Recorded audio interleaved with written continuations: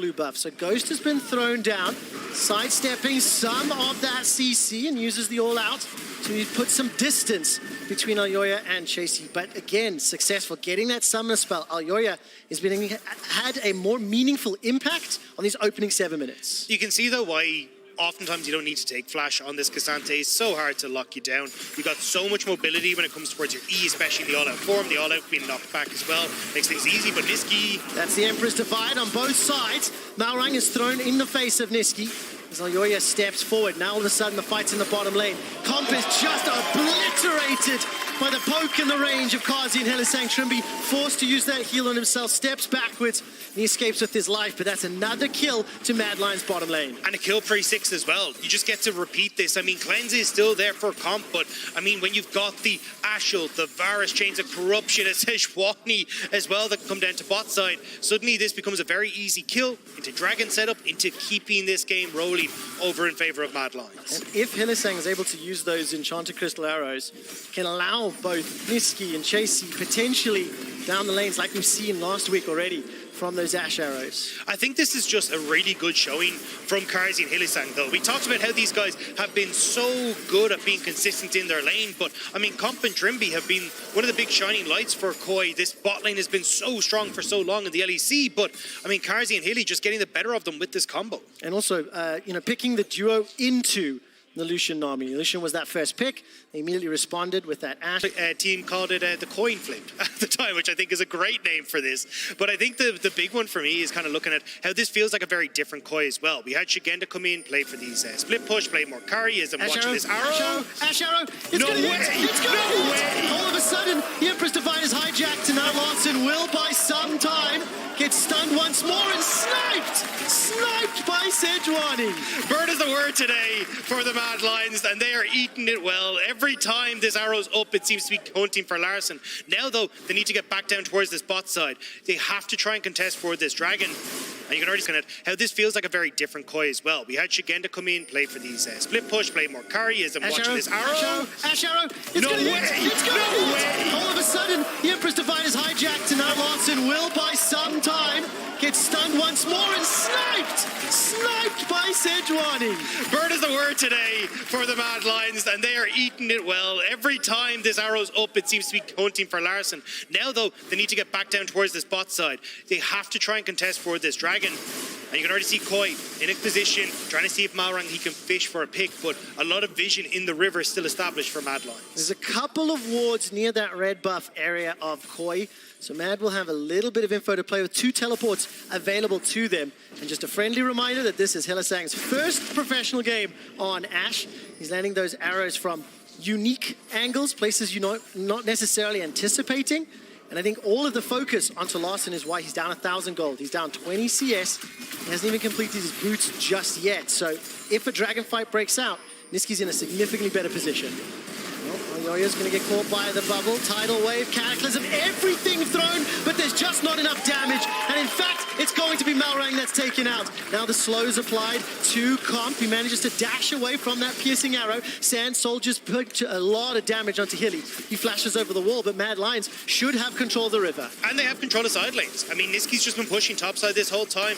Chasey in the same position. So you end up going for Koi, trying to outnumber people in the mid lane, and they're still the ones that are coming out behind. This is really well played for Mad Lions. They are not letting up on this pressure. Second dragon about to be secured. A 5,000 gold lead for now. Still maintaining all of their towers, and Koi do have some bounties to play for. But I think Dagda, now I want to keep an eye on how Mad Lions play this next passage of the game. Where do they push their vision? How patient are they? How well do they set up for the objectives? Because they have all the tools available to them. Rift Herald is definitely their next play because they need to try and crack open this mid lane turret. They want to try and establish vision on Koi's side of the map and make sure that Koi aren't really able to set up properly to get answers for Niski and Chase.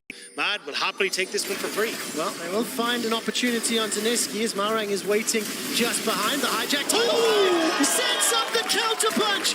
Niski obliterates Comp. Now Malrang finds the target, stepping forward once again. Flag and drag over the wall, gets a small heal. The blast cone gets Niski close, but he needs to land the CC. Helisang steps forward. He's a little bit alone, but no one's going to turn on to him. And with the Rift Herald in the middle lane, there's pressure in the top lane. Mad Lions are in absolute control. I mean, Niski's getting frisky. Mad Lions are coming alive here as well, pushing in towards the mid. You've got pressure here for Chasey on top side. Across the board, Larson, you can see he's only just reset now. So Mad Lions, I mean, they're just destroying Koi. Well, they don't need to be patient for objectives if they can create opportunities. That Rift Herald takes 2 towers down the mid lane. Chasey takes the top inner turret down as well.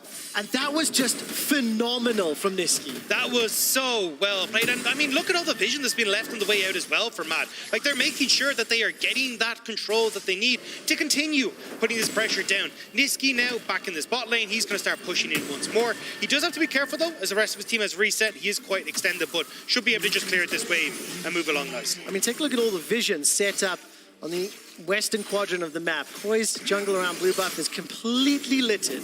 We're 18 minutes into the game. Teleport committed from Chasey, so a couple of ultimates thrown in. Don't find the pick thanks to that flash, or the cleanse rather, and instead now Mad Lions decide they're going to fancy a shot here at Baron. And you're looking at Koi immediately TP from Shigenda down towards this. They want to try and fight. If they can get on towards the backline, that could be devastating for Mad. All right, Chain of Corruption is up for Kazi. Hijack just became available for Niski. Did Mad Lions rush this? Did they need more patience? Niski waiting in that blue buff area, can come over the wall. Gigantic piercing arrow, does so much damage as the Hijack culling doesn't find a kill just yet. Chasey, however, will take down Lawson. All of a sudden, Kazi finds one back. Now it's Chasey stepping forward once again. The Mad Lions absolutely crushing once more. This time, though, managing to find the different angles to engage. And there was no way that Koi were able to find anything.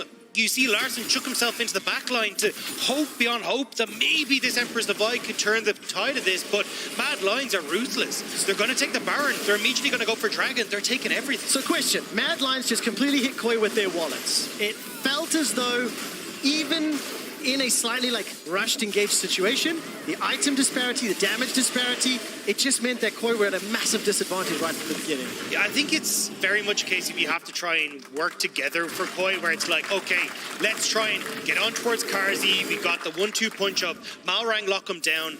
Larson then take him out alongside. Still doing things that Elyoya does, engaging for Mad Lions, setting up all of these fights, and despite multiple ultimates being thrown out, Kazi's just going to flash over the wall, gets to safety. Malrang buys some time with that stopwatch, and the arrow will slow down the engage. Shigenda can't find anything more as Niski is now jumped on inside the base. Chasey's taken out the top inhibitor, and Comp's trying to clear the minions. Chasey gets his kill onto Shigenda, the second of the game. 3 members still standing, facing an army of minions, and all 5 members of the Mad Lions. And Mad Lions are happy to clean this one out. They're looking for more. They are. They're going to fountain dive.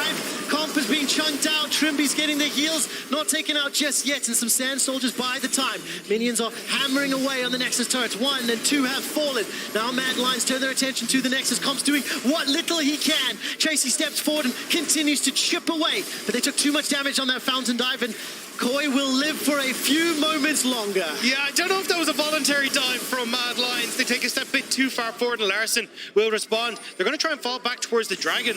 Koi have to deal with their base, though. Super minions are spewing in 2 by 2 across the lanes, and it will give the opportunity for Mad not close out the game, but will get a soul that will put them ever closer. Give themselves a little bit more damage numbers, a little bit more to the KDA. Secure the soul as well. Super minions and the Baron and the soul. Mad Lions can look to do this stylishly. Hijacking the tidal wave. Trimby's the first target. Elyoya goes in, throws out the prison. Chasey and Niski hammering on the Nexus, and no kills will be secured as Mad Lions take down Rogue. I mean, who needs kills when you can just go for the Nexus instead? I mean, Mad Lions, that was beautiful. Really, really well played. Controlled from start to finish, not giving up any inches to let Koi get back into the game. Like, this is what you want from some of the top teams in this region. It is one of these things that once a team starts to move around the map and they accelerate the pace of the game, it becomes so untenable for the opposition to come back in. They get suffocated out of the map. I mean, especially when you look at the way that this composition was operating, right? I think you've got Fiora, who's going to do wonders in the side lane against this Casanti as the game goes on. You've already massively snowballed your bot lane as well because they're taking over. And then just playing around vision, looking for picks with the Sejuani, with this Ashe, making sure that you're always setting up that vision deep into the enemy jungle. And the fact they got the double Rift Heralds makes it so easy for them as well. Now, Mad Lions, G2, and Team Vitality sitting at 4-1 at the top of the table is going to put some distance between them and now the 4th, 5th, 6th teams. Interesting scenario, but also very interesting to look at how these teams are developing and evolving, because I did not expect that from Mad Lions today. No, not even a little. I think the big thing for me is the patience factor we kind of talked about with Mad Lions, where when I was looking at it a lot was when they got to objectives, they'd kind of